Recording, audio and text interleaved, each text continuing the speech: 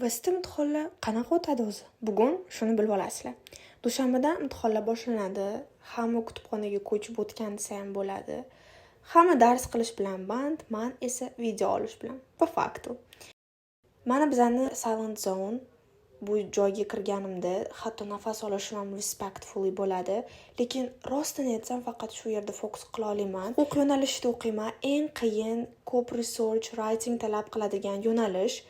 Kitobni ochdim degani bu qornim ochdi degani. Shunga tez kepsiga chiqib, energiyani recharge qilib keldim. Qaytsam, bu qo'limdagi 700 betli kitobim kutib turibdi. Yoki men uni tugataman, yoki u meni tugatadi. Bizda hozir criminal law, ya'ni jinoyat huquqidan imtihon. Qayerda bo'ladi desanglar, sportzalda, DTMga o'xshab. Imtihonda 3 soat beriladi. Biz keysni tahlil qilib, javobgarlik yoki defense bormi shu haqida yozamiz. Xullas dars qilib uyga keldim, imtihondan yaxshi ball olsam bo'ldi.